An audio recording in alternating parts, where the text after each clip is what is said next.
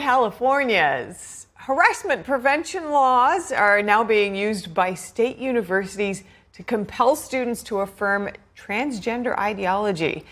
In some more sobering news, or they may risk losing access to their education. That's right. NTD's Daniel Monahan spoke with a constitutional attorney, Erin Mercino, about this controversy. Have a look at that.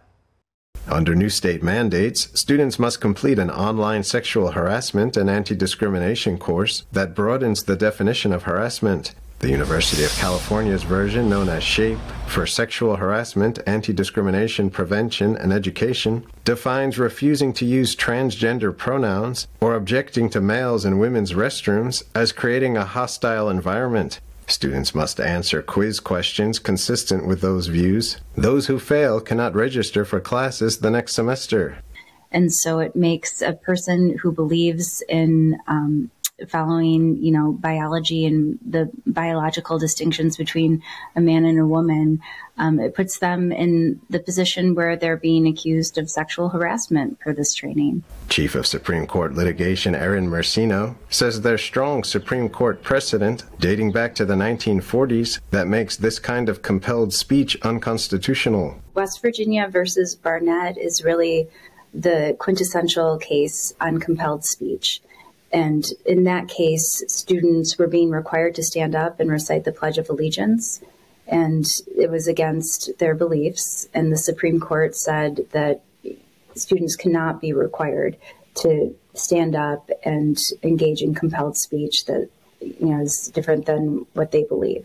At the heart of the issue, Mercino says, is that the state cannot decide what ideology people are allowed to hold. This ideology is correct, this one is harassment, this one is violence, when what we're talking about are beliefs, political beliefs and religious beliefs. And here, the state of California is requiring through its SHAPE training compelled speech. Mercino says university campuses should be a beacon of academic freedom.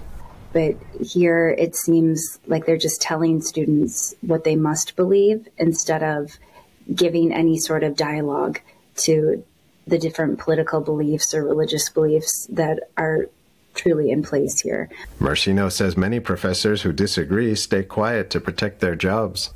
The attorney says there is a clear line between promoting inclusion and infringing on free speech. So I think the line is when they require people to adopt a certain ideology in terms of gender identity, and requiring people to adopt certain political beliefs and religious beliefs and to state something that is against their own beliefs. So that's really at the heart of compelled speech, is when the government forces you to say something that you don't believe yourself.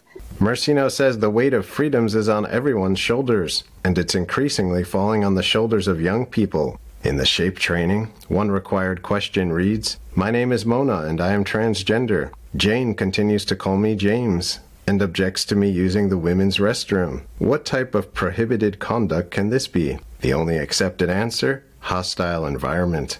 SHAPE was developed in response to AB 2608, a 2024 law requiring all students to undergo updated sexual harassment and discrimination training based on broader definitions. Daniel Monahan, NTD News.